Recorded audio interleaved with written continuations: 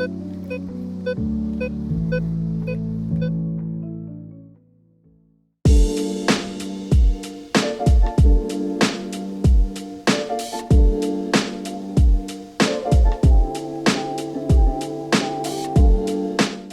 tout le monde, voilà comme on avait parlé la dernière fois, petite vidéo hors paillage. Alors Détecteur.fr m'a demandé de donner mon avis sur la rampe, sur le kit XP et sur le kit Garrett. Alors moi j'ai essayé le XP, je l'ai depuis plusieurs années, le Garrett aussi. Là c'est plutôt une vidéo qu'on va faire vraiment pour les gens qui débutent en hors paillage, même qui connaissent rien en hors paillage. Je pense que si vous êtes hors pailleur depuis quelques années, ça va être un petit peu basique ce que je vais vous dire.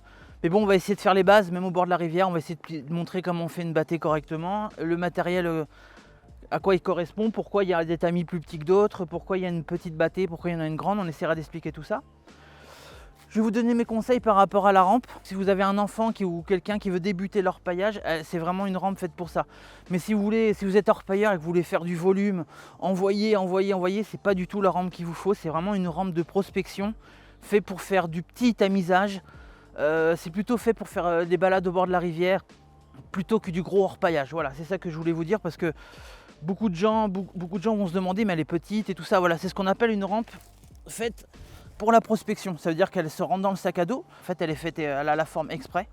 Il y a même des attaches qu'on peut mettre sur le sac. Ce que je voulais vous montrer, c'est la forme des pièges. C'est ce qu'on appelle des pièges vortex. En fait, en gros, le caillou passe, et vous voyez ce petit virage là, ça fait tourner les sédiments et ça filtre, vous voyez. Et ce qui est important de voir, c'est la hauteur, quand même, il y a une belle petite hauteur et la profondeur des trous. Entre la hauteur du plastique et le trou, il y a en moins 1,5 cm. Mais par contre, il faut y aller mollo niveau grosseur des cailloux. Moi, je conseillerais aux gens de surtout pas tamiser plus gros que ça. Faut vraiment, si vous achetez la rampe XP, je conseille d'acheter le kit XP Tamis parce qu'il est 0,5 et c'est plutôt pas mal pour la rampe. Moi personnellement, je baisse encore un petit peu niveau tamisage et là ça va, là elle est bien. Mais par contre, si vous me tamisez trop gros, vous allez passer votre temps à enlever les cailloux, à enlever les hématites dans les pièges et c'est pas ça qui va être génial. Je vous montrerai au bord de la rivière ce qu'on appelle le deep V, c'est le tapis qui va retenir les premières petites paillettes d'or. Là, voilà. Voilà, je ne sais pas si on va bien voir l'épaisseur. Voilà, là vous avez 3 petits bitoniaux qui servent en fait à, comment dire, parce qu'en fait une rampe quand on la pose, il faut savoir la placer, vous voyez, par rapport au courant, il ne faut pas qu'elle soit trop à gauche, trop à droite, il faut qu'elle ait une pente particulière. Et du coup ça, je pense que XP l'a mis pour aider les gens qui débutent, mais qui n'ont pas trop le truc pour la positionner. Ça aide à rediriger le courant plutôt droit, même si la rampe est un peu de côté. Bon, vous allez mettre vos sédiments. Bon, en fait, au lieu que le sédiment il parte sur le côté ou comme ça, là vous le placez et ça en fait ça va vous rediriger l'eau. Le plastique est il est rugueux, mais je trouve à mes yeux pas assez. Là je l'ai pas fait parce que la rampe est pas à moi, on me l'a prêté. Mais moi si j'étais vous, prenez du papier abrasif, du papier de verre et vous rayez le plastique. Vous faites des petites rayures. Ou alors moi si c'était à moi, je prendrais un cutter et je ferais des petites lignes, vous voyez. Je rayerais le plastique. Ça va aider à freiner les petites paillettes parce qu'elles vont un petit peu vite. C'est vraiment une rampe faite pour un courant faible, c'est pas faite pour un courant fort, c'est vraiment pour... Par contre elle est vraiment idéale pour les périodes estivales où il fait très chaud, où il y a très peu d'eau, où il y a des endroits où il y a très peu de courant. Avec ce genre de rampe, vous pouvez aller orpailler à des endroits où il n'y a pas beaucoup d'eau et ça c'est plutôt un point fort pour elle. Son poids aussi, elle pèse rien du tout, elle est vraiment ultra légère. J'ai été surpris vraiment du poids. Oui, c'est costaud. Vous n'allez pas la casser dans les cailloux. Du coup, XP là-dessus, elle a bien fait les choses. La couleur bleue aussi, je la trouve sympa. On voit bien les paillettes, on distingue bien. Tout à l'heure, je vais vous montrer un petit peu le résultat que moi j'ai fait en quelques jours. Vous voyez, je vais vous montrer vraiment la paillette, comment elle réagit sur le bleu. C'est vraiment sympa. C'est toute la couleur du kit XP. Ils ont tous les mêmes couleurs et vraiment pour la bâtée, c'est vraiment fait exprès. Vous voyez. D'ailleurs, hop. Vous allez voir, même derrière, vous voyez, ils ont fait exprès un système de couleurs spécialement pour les paillettes, anti-UV. Ça veut dire que même avec le soleil en plein été, votre plastique il ne va pas devenir cassant, il ne va pas avoir un problème de changement de couleur, il va vraiment rester, il est vraiment fait pour ça. Là aussi, il vous montre, il y a plusieurs styles de kits. Parce que là on a un kit XP, mais il y en a plusieurs. Il y a le kit, vous avez juste ce tamis, la bâtée et le petit. Avec tout ça, bien sûr, vous avez la pipette. Ça, c'est pour récupérer votre or après avoir orpaillé. Vous avez la loupe pour regarder vos paillettes. Vous avez et la petite fiole pour les mettre à l'intérieur. C'est vraiment bien, c'est vraiment complet. Après, il y a le kit comme celui-là avec les deux. Mais vous avez aussi un kit avec une battée conique.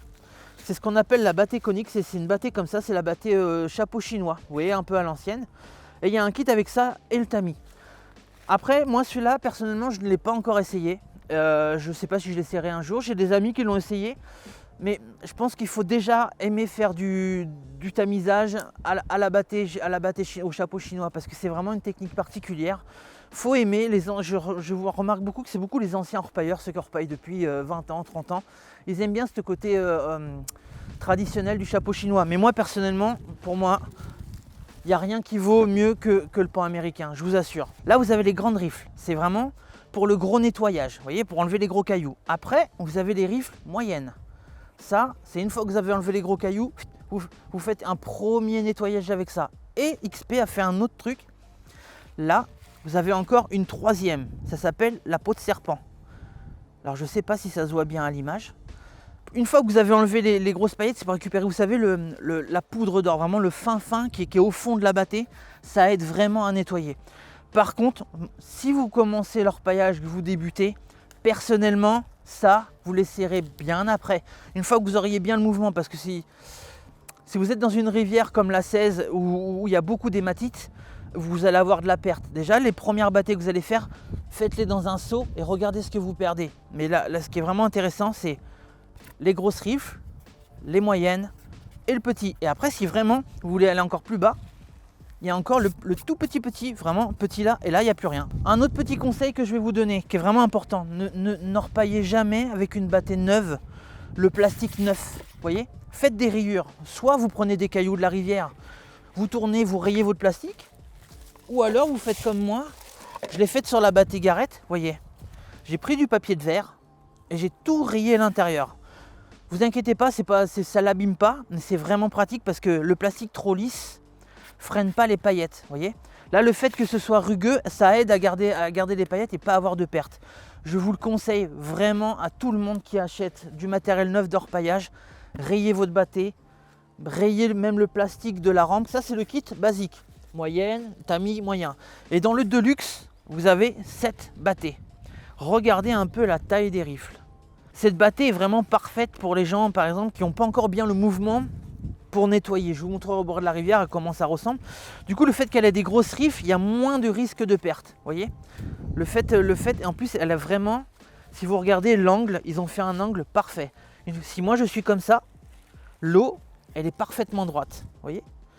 Du coup, le fait d'avoir des grosses rifles, vous allez avoir moins de pertes et moins de risques que les paillettes partent. Là, vraiment, les paillettes, elles se calent au fond de la rifle, bien tout au fond là.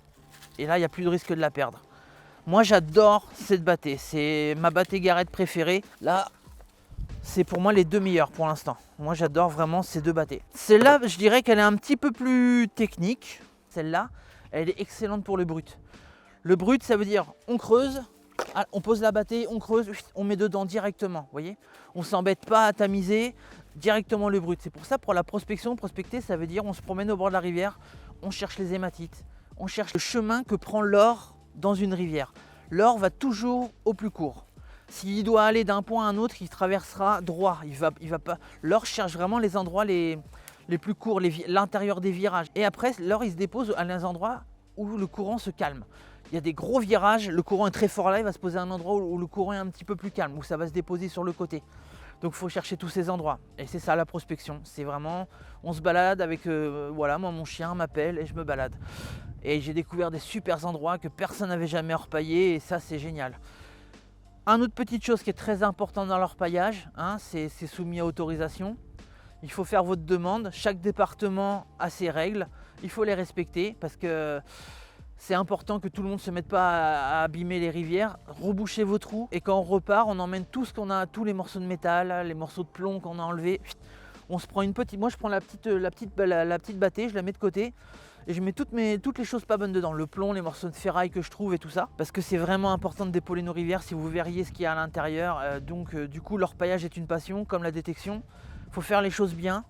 parce que sinon bah, ça va arriver comme ça, il y a des départements qui vont dire bon bah voilà, terminer leur paillage, parce qu'il y a des collectifs de pêcheurs qui aiment pas, ils ont raison, hein, il y a des gens qui abusent, hein, vous verriez les énormes trous qu'ils font, ils rebouchent rien, ils cassent les berges. Il y a des réglementations, on a le droit d'avoir un pied de biche par exemple pour décoller les cailloux, mais il ne faut pas qu'il fasse plus de 50 cm. On a le droit à des rampes, des rampes comme celle-ci, mais celle-là c'est une petite, vous voyez. Il y a des rampes qui font, moi j'ai une rampe, elle fait 1,50 m. Elle était trop grande, il a fallu que je la coupe à 1,20 m. Voilà, il y a des choses à faire, il ne faut pas avoir trop du gros matériel, on n'a pas le droit à tout ce qui est électrique. Vous n'avez pas le droit à amener une pompe. Vous voyez, qui se brancherait sur une batterie, ça c'est interdit, tout à la main. Ce que je vais vous montrer, c'est ça les hématites.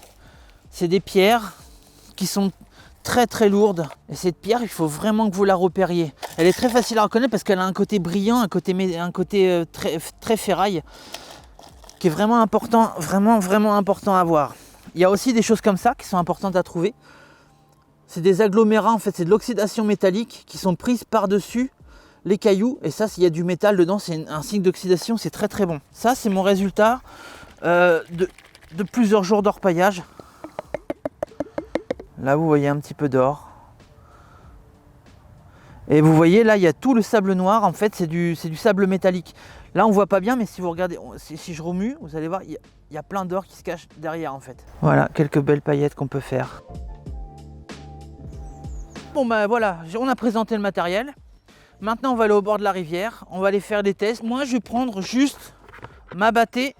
Je vais prendre le tamis en 5. Hop, voilà.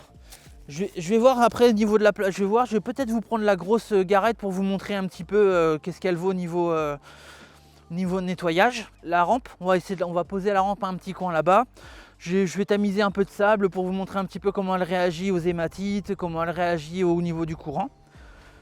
Et puis j'espère que ça vous plaira. Voilà, alors je le répète, hein, c'est vraiment une vidéo pour ceux qui ne connaissent pas l'orpaillage, qui commencent à s'y intéresser, qui ont envie peut-être de commencer. Ou si vous n'avez pas envie de mettre beaucoup d'argent, moi je vous conseillerais le petit kit le plus simple. Vous prenez une battée, un tamis, une petite pelle chez vous et vous commencez comme ça. Et vous allez voir, si vous avez la fièvre qui vous monte à chaque fois quand vous trouvez vos premières paillettes, c'est bon, vous avez le virus. Et là vous pouvez peut-être commencer, vous prendre la rampe ou quoi. Mais sinon, il y a carrément des kits où vous achetez le sac à dos avec la rampe et le kit. Il y a carrément le kit complet. Il y a tellement de variétés de kits, kit avec, kit sans, kit tamis, pas de tamis, c'est à vous de voir. Mais il y en a pour toutes les bourses et c'est ça qui est génial. Vous pouvez même vous acheter juste un pain américain. Parce que depuis tout à l'heure je vous dis battée, mais ça a plusieurs noms. C'est battée et pain américain, ça a 2 noms. Donc vous prenez votre pain, votre tamis, votre rampe, une pelle, puis là, vous pouvez y aller, vous êtes en avant Guingamp quoi. Bon ben à tout à l'heure les amis. Nous voilà au bord de la rivière. Alors on va la positionner, vous voyez là j'ai trouvé un endroit, je pense que niveau courant on est bien. C'est un petit courant faible, faut pas trop de courant. Ça c'est pour attacher le sac à dos, vous voyez comme je vous ai montré tout à l'heure. Mais ça les trous là, c'est fait pour mettre un bâton par exemple dedans. Bon là j'ai pas la bonne taille, mais en gros vous taillez un bâton, vous le mettez dedans et vous pouvez faire vos petits pieds pour caler au niveau de la hauteur, vous voyez. Essayez de garder une petite pente, qu'elle soit pas à l'horizontale votre rampe, vous voyez, que l'eau elle fasse pas ça, mais plutôt que la pente, il y a une légère pente comme ça. De toute façon là elle est positionnée, on n'a pas encore mis de sable. Tout à l'heure pour faire un test, on met une petite poignée de sable et on voit comment ça réagit. Là vous voyez il y a un petit peu de sable, on va voir. Là pour moi elle n'est pas bien positionnée, le sable part pas. Voilà, là on l'entend qui commence à partir. Mais là c'est du caillou un petit peu gros. Moi j'aime bien tamiser un petit peu plus petit pour cette rampe. Donc là c'est juste pour voir un petit peu, pour vous montrer. Là ça bouge très bien, ça travaille très bien. Si je mets après du fin, ça bougera ça partira sans problème. Vous voyez, quand vous positionnez une rampe, si vous faites des tests, si vous dites tiens si je mets par là, qu'est-ce qui se passe? Hop, vous voyez, est-ce que les cailloux partent? Là vous les entendez, les cailloux commencent à rouler. Voilà, après si vous faites des tests, vous dites tiens, vous la mettez comme ça, vous la mettez comme ça, jusqu'à temps vraiment que vous trouvez que toutes les petits vortex tournent. Et faut regarder à l'intérieur, faut les voir danser. Là ça danse pas assez. Donc du coup je change encore et je trouve le courant. Et après vous allez voir, tout à l'heure quand on va tamiser, elle sera bien placée. Une fois qu'elle est bien placée, c'est qu'elle est bien de niveau, faut bien mettre le pied. Une pente légère, pas trop, mais une petite pente. C'est vraiment important que la rampe soit légèrement incliné vers le bas. Ça vous permet de mieux laver ici et ça vous permet vraiment de faire tourner les vortex avec une inclinaison, c'est parfait. Tout à l'heure je vous parlais de cette battée, pour la battée de luxe qu'il y a dans le pack Garrett. Je voulais vous parler de cette rampe, de cette battée parce que moi je l'adore, c'est pour la prospection et pour le brut. Parce qu'elle a vraiment des grosses rifles. Vous voyez, elle a vraiment des gros escaliers là, ce qui permet vraiment de pouvoir faire du brut. Je vais vous montrer que même sans matériel vraiment excessif, on peut repailler. Vous voyez, une pelle et une battée. Vous vous promenez comme ça au bord des rivières et vous faites des tests. Là on est à l'intérieur d'un virage, donc du coup je vais faire le test, je vais regarder si je trouve des hématites ou si je trouve quelque chose. Là je vois qu'il y a deux grosses roches. Je me dis que tiens, je vais voir si je pourrais pas en soulever une. Voilà, je vais en soulever une. Hop. Regardez en dessous, un petit peu d'oxydation, c'est un bon signe. Les premières pelletées c'est toujours les plus dures. Là c'est argileux, c'est très bon signe. Et en plus il y a des racines. Là vous voyez on est derrière une plante.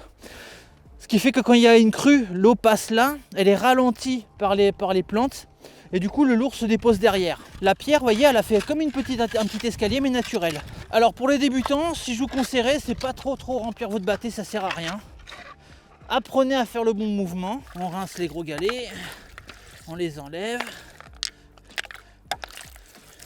Hop. Voilà, on va faire une petite battée comme ça. Alors, vous prenez votre battée, vous repérez bien sûr où sont les dents. Attendez, on va se mettre à un endroit où l'eau est plus propre. Le mieux, vous vous mettez à un endroit où l'eau est bien claire. Le courant, vous mettez dos au courant. C'est important que le courant ne vienne pas de face. Et là, la première chose à faire, vous posez votre battée dans l'eau et vous débourrez. Ça veut dire que vous prenez les cailloux et vous remuez dans la battée. Hop. Vous voyez là toute la terre qui s'enlève naturellement. Là, c'est du léger. Ça veut dire que l'or, il s'en va pas là-dedans. Une fois que vous avez débourré, vous tournez vraiment activement, comme ça. C'est vraiment important. Une fois que vous avez débourré comme ça, là vous enlevez tous les gros cailloux qu'il y a au-dessus. Vous videz l'eau. Vous enlevez les galets qui ont été lavés.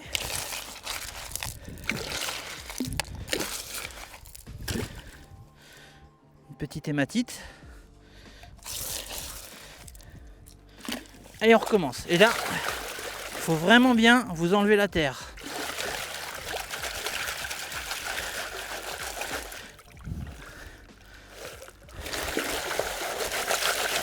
Faut surtout pas hésiter à bien faire le mouvement. Vous tournez. Et plus vous commencez à tourner, plus vous commencez à donner de la pente. Et là, vous voyez, là, il y a tout le léger. Il y a les cailloux. Regardez qu'est-ce qu'il y a. Une hématite. Très bon signe. Ça veut dire que là, il y a du lourd qui s'est déposé. Donc, et là, on continue. Faut pas hésiter à vraiment faire le mouvement. Il faut vraiment sentir le sédiment qui bouge dedans. Là, vous faites ça, tac, tac, tac. Encore une belle hématite qui vient de partir. Et là, on peut déjà commencer à voir un petit peu ce qui reste. Il reste vraiment que ça commence à diminuer niveau grosseur, vous voyez. Les gros commencent à partir. Et on voit commencer à apparaître toutes les petites hématites. Vous les voyez là, les petites hématites qui brillent? Les petits cailloux marrons là, ça c'est des hématites. Là, on est dans un très bon endroit. Il y a du lourd, il y a de l'hématite. Il y a aussi du sable noir, mais il y a un petit peu de léger quand même. Hop, et là on arrive à la fin. Plus on arrive à la fin, plus il faut y aller doucement. Ça sert à rien de se presser, arriver à la fin. Personnellement, moi là, je commence à regarder. Alors, là, ce qui compte, c'est vous faites ça, vous étalez un petit peu vos sédiments et vous faites ça. Vous faites ce que la rivière fait. Vous faites passer de l'eau et vous baissez. Vous faites de l'eau, vous baissez. Là, moi personnellement, dès que j'en ai un petit peu, j'arrête, je ressecoue ce que je viens de mettre, au cas où il y ait des paillettes qui soient passées, et là je commence à vider. Là, vous voyez, hop, je passe ça, rien, je continue. Je remets un petit peu d'eau. Pour l'eau, il faudrait qu'il y ait à peu près la même quantité d'eau que de sable. S'il y a trop d'eau, ça ne va pas enlever, s'il n'y en a pas assez, ça ne lavera pas. Alors on continue. Là, petite technique, vous tapotez le haut de votre battée comme ça, et ça fait remonter les paillettes. Ça évite d'en perdre. Et là, rien dans cette battée. Ah si, il y a un point. Vous voyez là? Là, il y a un point d'or. 2 points d'or. Voilà, voilà. Et là on est juste vraiment au-dessus dessus. Du coup là on va creuser un peu plus profond et on va tomber sur d'autres hématites parce que vu le nombre d'hématites qu'il y a sur le dessus, je suis sûr que plus profond il y en a. Alors, hop, là oui, la pipette qui est fournie à Gareth, vous appuyez, hop, et vous appuyez sur la pipette, elle est revenue. Par contre, avant de vider, toujours repasser. Ce que vous venez de passer, vous le repassez comme ça. Tac, tac, tac, tac, tac, tac. Et là, vous refaites un petit mouvement, mais un petit peu plus rapide. C'est vraiment pour vérifier qu'il n'en resterait pas une qui serait passée à la trappe. Tac. Et là, pour l'instant, il n'y a rien du tout. Vu que là, c'était la première pelle, 2 points à la première pelle à la surface, c'est bon signe. Hein. Ça y est, on a commencé à dégrossir. Hop. On est un petit peu... Hop. Surtout quand vous voyez qu'il y a des hématites qui commencent à être grosses comme ça, n'hésitez pas à les enlever. Vous entendez les sédiments, comment ils frottent au fond? Voilà, c'est ça qui est important. C'est vraiment faire frotter les sédiments. Il faut vraiment que le sable soit lavé. Là j'enlève juste le sable qui flotte dans l'air, dans l'eau. Voilà. Hop. On va essayer de voir qu'est-ce qui se passe maintenant. Alors, vider de l'eau. On étale un petit peu ces sédiments. Là, j'ai même un petit peu trop d'eau. Et là, on commence. Voilà. Ah, déjà, là, il y a un point. Et là, il y a une paillette juste derrière. Attendez. Je vais vous les montrer après. Là, là, là. Et il y en a même une là. Pour moi, c'est la meilleure bâtée pour le brut. Voilà, vous mettez du brut, il y a des grosses rifles, vous avez très peu de risque de perte. Là, je vais vous montrer un petit peu le tamisage qu'on va faire pour passer à la rampe. Alors là, j'ai fait un petit test, j'ai passé un petit coup de pompe derrière et j'ai vu qu'il y avait plein d'hématites en fait derrière cette roche. En fait, en gros, l'eau passe, elle est ralentie par tout ça, la roche, la végétation. Et en plus, il y a une roche derrière. Du coup, les sédiments tournent derrière et l'or se dépose derrière là. Et en plus, il y a des racines et ça c'est très bon. C'est comme un piège naturel en fait. Alors je vais essayer d'enlever la roche. Voilà. Là les sédiments sont bons, vous voyez, il y a de l'argile. Alors l'argile c'est très bon, ça retient très bien l'or. Ce que je repère c'est que voilà, il y a du sable noir. Très bon signe aussi, c'est le sable lourd. Beaucoup d'hématites. Moi j'aime bien frotter les cailloux parce que ça, quand il y a de l'argile de coller dessus, ça les nettoie.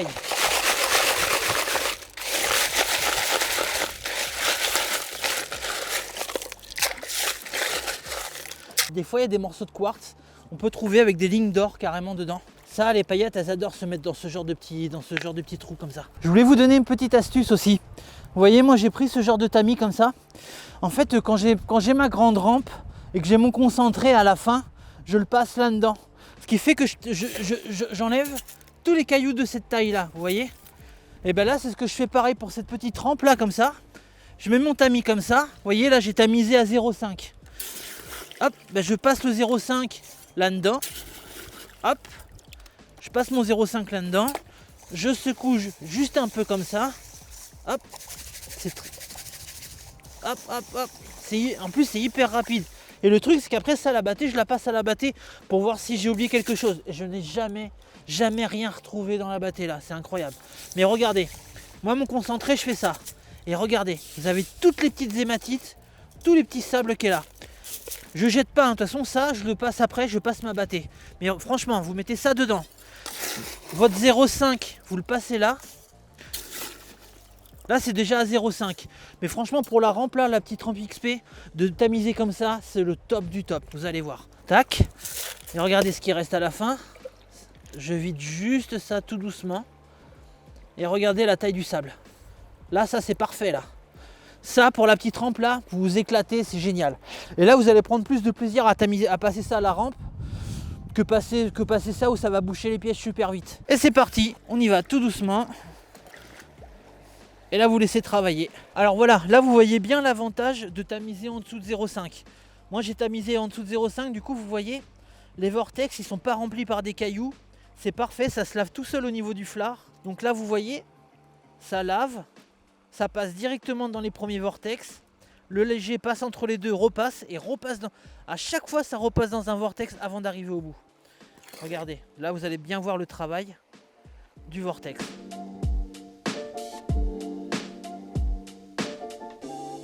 Ce que je voulais vous dire aussi, quand vous avez fini votre seau, vous êtes vraiment, c'est la dernière pelletée. N'hésitez pas à laisser 5 minutes, 10 minutes tout seul, que ça se nettoie. Comme ça, plus vous attendrez, moins il y aura de léger. Et ce sera que du lourd. Et plus ce sera facile à nettoyer à la fin. Donc là, vous voyez, hop. Je continue.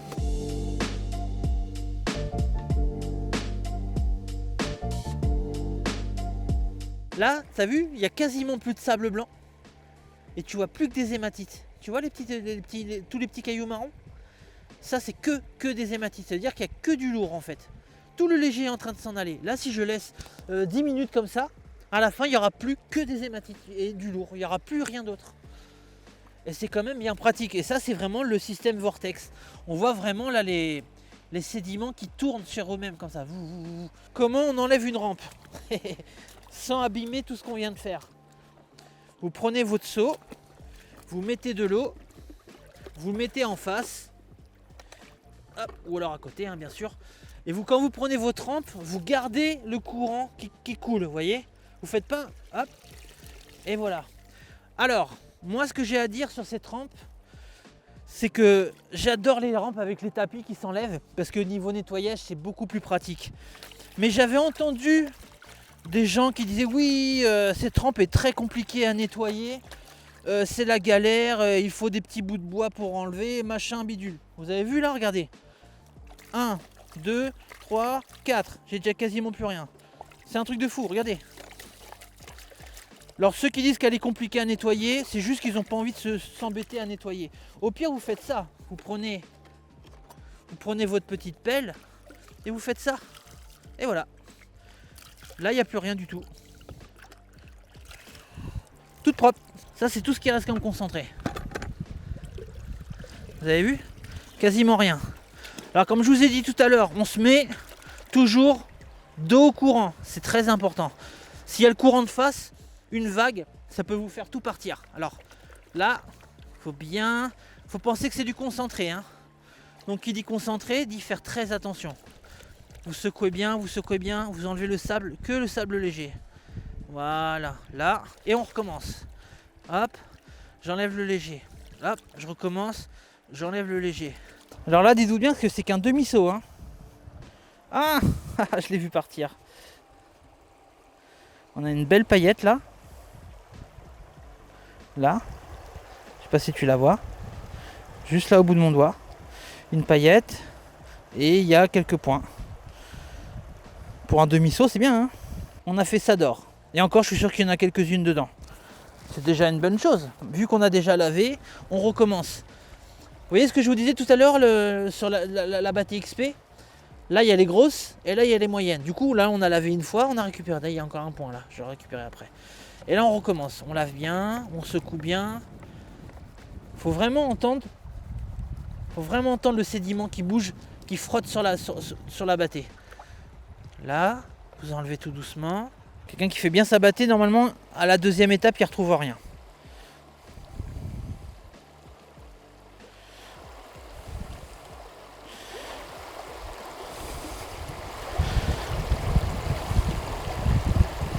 Tac.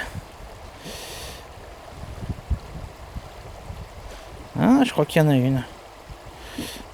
Ah non, c'était du mica. C'est parti.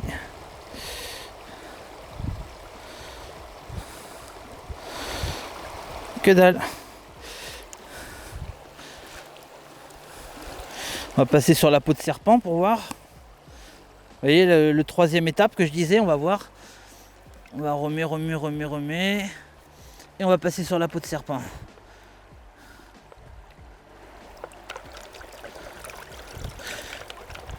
Tac. La peau de serpent, faut vraiment y aller tout doucement. Toujours bien recaler au fond et y aller tout doucement. Voilà. Tac, tout doucement. Là, il y a un point. Juste là, qui est posé sur la peau de serpent, je crois. Je vais regarder au nettoyage après. Mais il a l'air d'être pris dedans. Alors. Et ouais, c'est bien une paillette. Elle est juste là, au bout de mon doigt. Alors. vais essayer de faire un coup de nettoyage comme ça. Il y en a une deuxième qui s'est collée là. On voit l'efficacité de la peau de serpent là. Tiens, regarde, il y en a encore une autre là. Je sais pas si tu la vois dans l'angle là. Petite paillette au bout là, au bout de mon doigt. Enfin, petit point plutôt. Si vous avez une bâtée où il n'y a pas les peaux de serpent, ce genre de choses, n'hésitez pas à prendre un petit cutter et faire des petites lignes. Rayez votre bâtée en ligne et ça fait quasiment la même chose. Moi j'ai essayé sur une de mes bâtées, ça marche très très bien quoi. Donc voilà, là vous avez vu le résultat d'un demi-saut. Donc du coup on a eu quelques paillettes, un joli point. Là-bas on a fait au brut, on a fait quelques jolis points.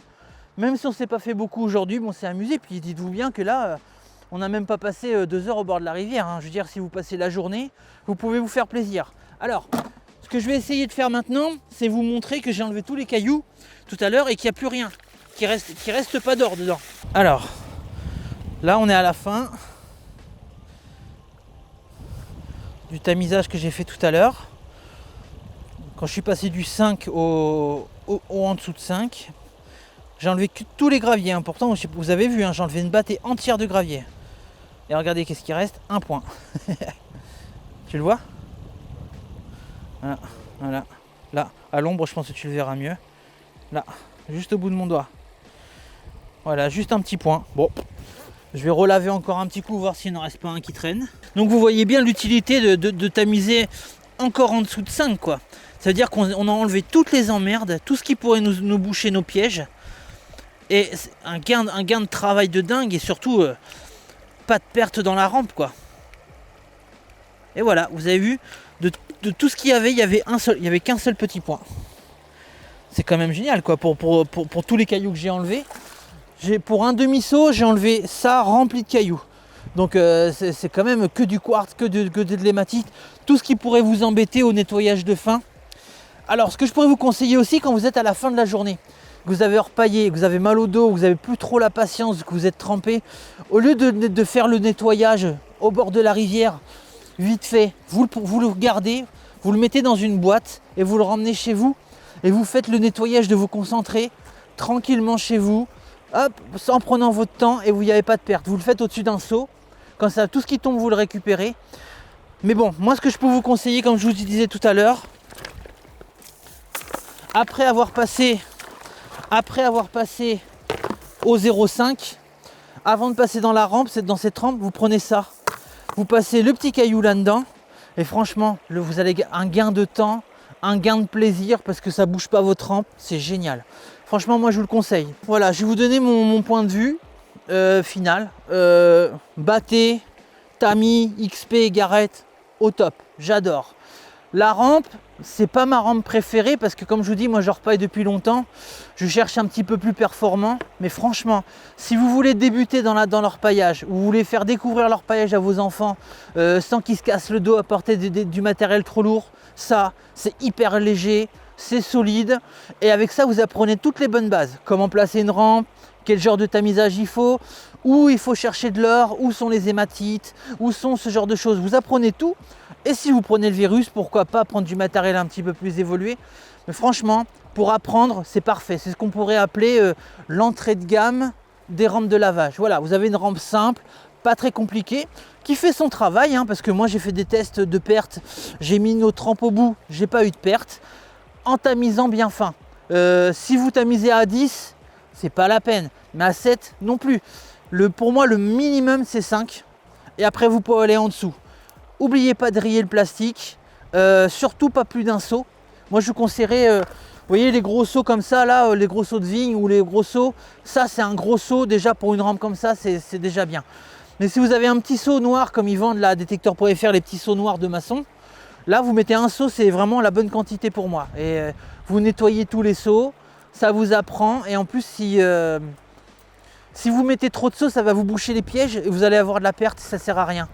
Donc pour vous rassurer, ce que je peux vous dire, c'est vous mettez votre bâtée, vous mettez votre rampe, et au bout de la rampe, vous mettez votre bâtée. Comme ça, ce qui coule de la rampe va dans votre bâtée, et comme ça vous vérifiez si vous avez fait de la perte ou pas. Donc si vous n'avez pas de perte, c'est que vous avez fait correctement votre travail, vous avez tamisé correctement, vous avez mis dans la rampe tout doucement comme il faut, c'est parfait.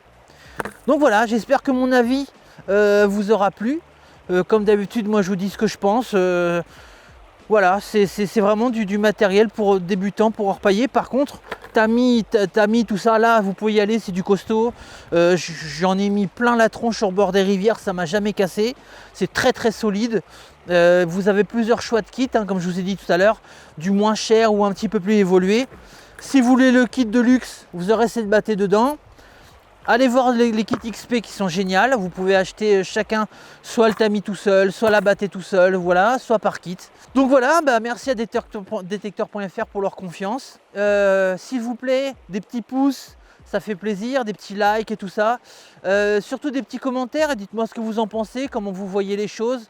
Si vous êtes orpailleur un petit peu pro, que vous avez des choses à dire que moi j'ai pas dites, c'est avec plaisir. On accepte tous les conseils des autres orpailleurs, c'est très bienvenu. Si vous voulez discuter avec moi, je répondrai à toutes les questions. Si vous avez besoin de conseils, je vous les donne. Si vous n'avez pas vu les autres vidéos, il y a eu des vidéos qui ont été faites sur le Devous 2, sur la pêche à l'aimant, sur un autre détecteur à tester, le Simplex Ultra. Et là, il y en a d'autres qui arrivent. Je vais faire des vidéos sur l'Equinox 900. Je vais le tester, vous donner mon avis. Alors surtout, n'hésitez pas à vous abonner. Vous mettez la petite cloche. Et comme ça, chaque vidéo qui va sortir, vous aurez une petite notification qui va vous dire « Ah, David, il a fait une petite vidéo ». Si vous aimez bien ce que je fais, s'il vous plaît, écrivez-le dans les commentaires. Parce que moi, les likes et tout ça, c'est bien. Mais ce qui me fait plaisir, c'est quand les gens y parlent et qu'ils me disent ce qu'ils pensent, qu'ils posent des questions. J'adore ça. Voilà, si vous avez envie de discuter, je suis pris. Je suis tout à fait content. C'est David FMF. Et voilà, je vous dis au revoir à tout le monde et à la prochaine vidéo. Et si vous avez des idées ou de détecteurs que vous aimeriez que je teste, ou que je vous donne des conseils, n'hésitez pas à le dire et comme ça j'en parlerai à détecteur.fr et pourquoi pas faire des tests. Donc voilà, je vous dis à plus. Salut tout le monde!